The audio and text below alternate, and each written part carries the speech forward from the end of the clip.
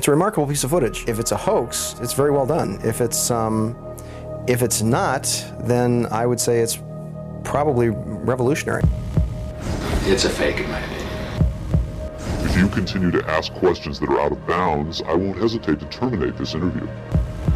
This is powerful because this is not a staged event. This is real.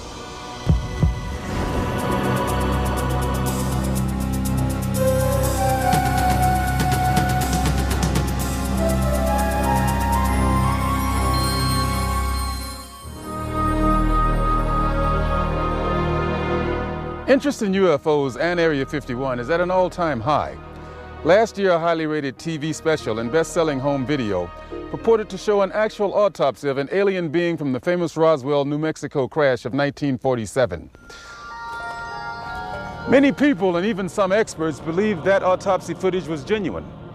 If that was indeed the body of an alien being from another world, could the footage in this program be the world's first hard visual evidence of an actual living and breathing alien being? An alien being communicating in an interview with a highly covert arm of the U.S. government? If the footage we're about to show you is genuine, then this could very well be the most important video in the history of mankind, proving once and for all that we are not alone.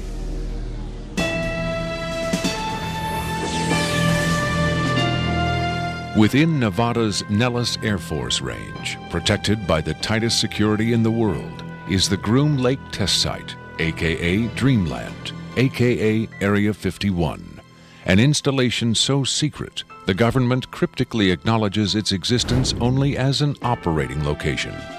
Until recently, the military flat out denied the presence of such a base.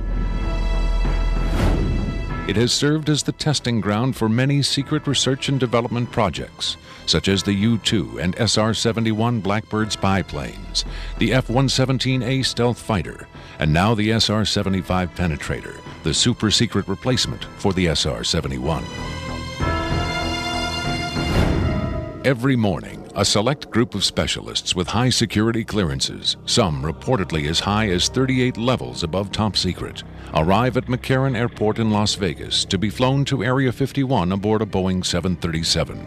From the time they leave the ground until they return to Las Vegas at the end of each working day, they enter a world no outsider can ever truly know, except through rumor and the occasional shocking revelation. In 1989, a physicist named Robert Lazar went public with the stunning claim that the United States government was test flying dish-shaped aircraft of extraterrestrial origin at Area 51.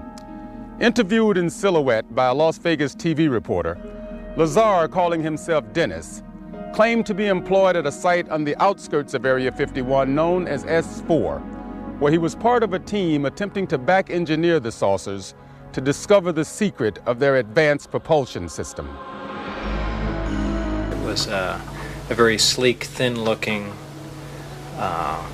flying saucer-shaped craft. There were 9 total. I only got to essentially work, back engineer, or analyze one of the craft. It's very plain. It's all one solid color, a grayish pewter color, the same color as the outside of the craft. There are no sharp corners anywhere. Every device in the craft, the seat, the amplifier housings, everything has a rounded corner on it, almost as if it was all fashioned out of wax and then slightly melted, so everything curved, even where the ceiling meets the floor on the end. Everything has a curve to it. Very, very plain, very wide open, very impractical use of space. And there are 3 levels. The lower level houses the amplifiers themselves that swing, the 3 of them.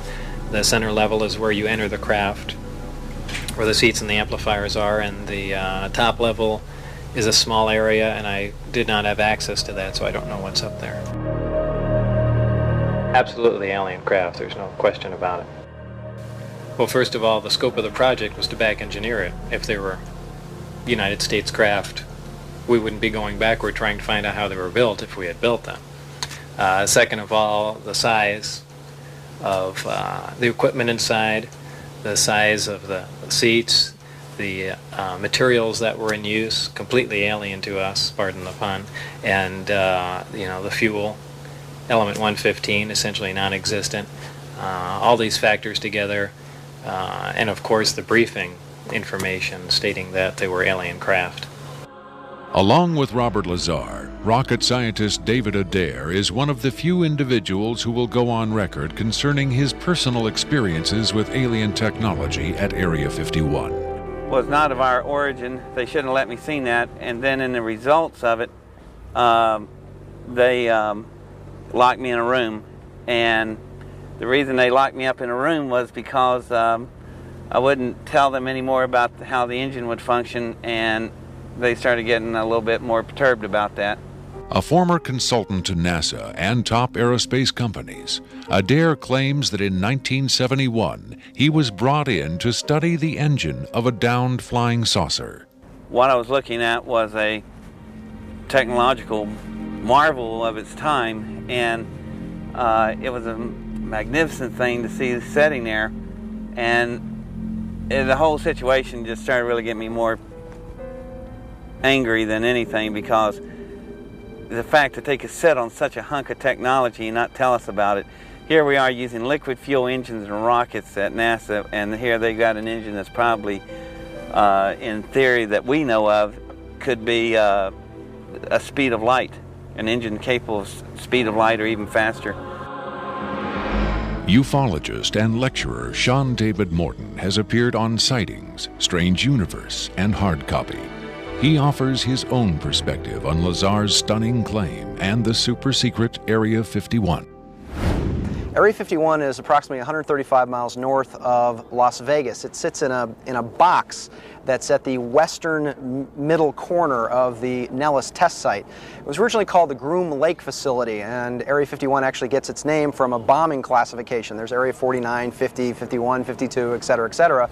So one of the things that Robert Lazar told us was that if we simply went out to a black mailbox at 6:30 p.m. on Wednesday nights, that we would actually see flying saucers, that these objects would test, and that this was the military testing time between 6:30 and 9:30, and then early in the morning between about 3 a.m. and about 6 a.m. Vigorous efforts have been made by employees of the government and others to debunk Lazar's claims and discredit him personally. Nevertheless, Area 51 has become the center of a raging controversy, whether in fact certain clandestine agencies of the U.S. government are in secret contact with alien beings. Project Sigma was supposedly a deal between the United States government and various extraterrestrials that after the Roswell crash of 1947, that an organization